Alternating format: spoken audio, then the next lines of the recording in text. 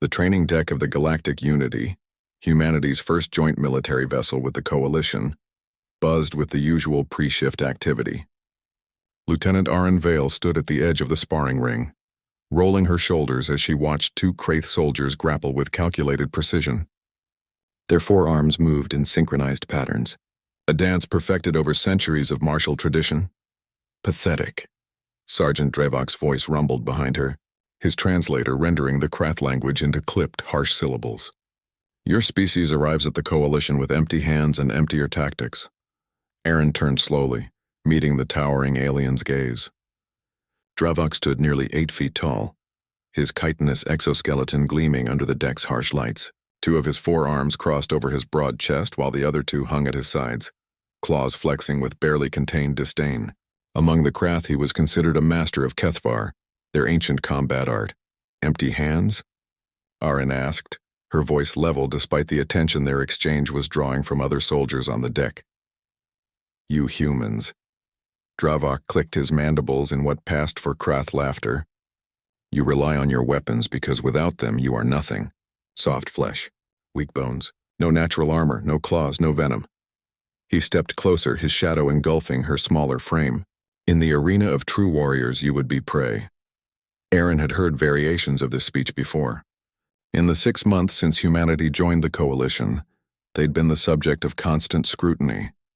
Too young a species, too aggressive, too fragile. The other races watched humans with a mixture of curiosity and concern, unsure whether Earth's children were allies or liabilities.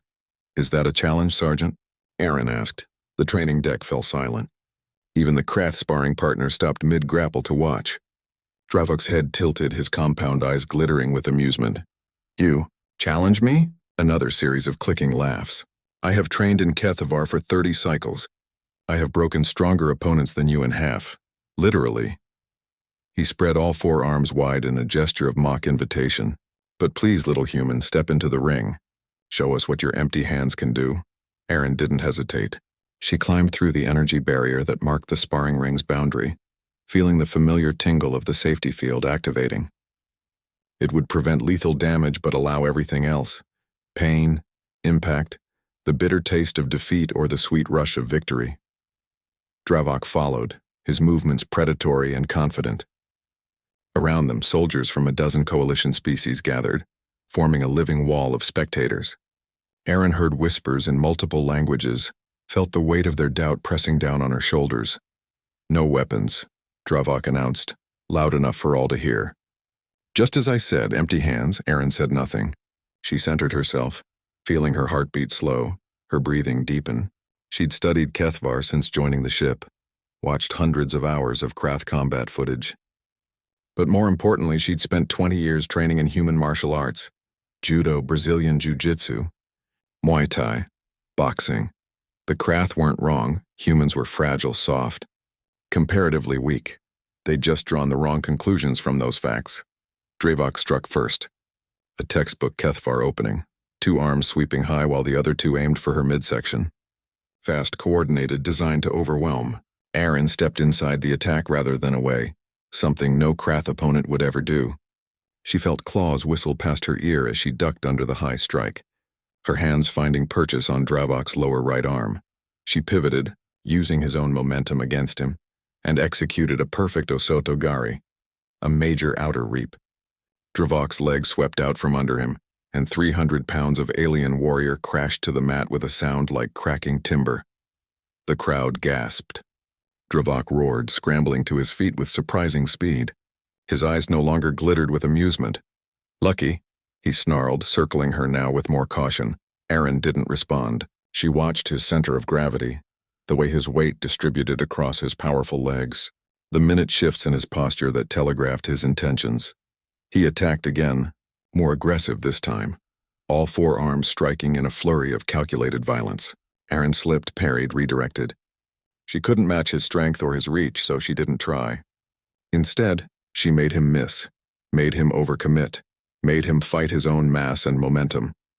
When an opening appeared, Drevok overextending on a crossbody strike, Arin moved. She stepped to his outside, trapped his lower left arm and drove her shin into his knee joint with everything she had. The Krath's leg buckled. As he fell forward, Aaron's elbow found the gap between his exoskeleton plates, right where the thorax met the abdomen. The crack was audible even over the crowd's roar. Dravok collapsed, his forearms clutching at his midsection, his breathing coming in sharp, pained gasps. The safety field pulsed red, significant injury detected. Medical drones descended from the ceiling, their scanner sweeping over the fallen sergeant. Aaron stood over him, her own breathing heavy but controlled. 3 cracked ribs, she said quietly, for Dravok's ears only. 4 if you count the fracture line on the 4th intercostal plate. She stepped back as the medical drones began their work, then turned to face the crowd. A dozen species stared back at her. Some looked shocked, others impressed. A few Krath warriors clicked their mandibles in what might have been respect. Humans don't have claws, Aaron said, her voice carrying across the silent training deck. We don't have armor or venom or forearms. What we have is 10,000 years of learning how to kill things bigger, stronger, and more dangerous than us. She held up her hands. Soft, fragile, human hands. These aren't empty.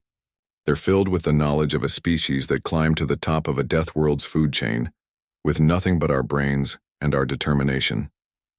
She looked down at Dravok, who was being carefully loaded onto a medical stretcher. We're not prey, Sergeant. We never were. As Aaron left the ring, a young human ensign approached nervously. Lieutenant, was that really necessary? Dravok's going to be in medical for a week. Aaron paused, considering her answer. The Coalition needs to understand what humans bring to this alliance, she finally said. Not just our weapons or our ships. She flexed her fingers, still feeling the impact of the elbow strike that had ended the fight. They need to understand that we're survivors, and sometimes the best way to teach that lesson is with empty hands. The training deck gradually returned to its normal rhythm, but something had shifted. As Aaron walked away, she felt the weight of those watching eyes again. But this time, the doubt had been replaced with something else. Recognition. Humanity had just announced itself to the galaxy, not with guns or bombs, but with the oldest weapon in human history, the ability to turn weakness into strength, to transform fragility into ferocity, to make empty hands into instruments of victory. And the galaxy was finally beginning to listen.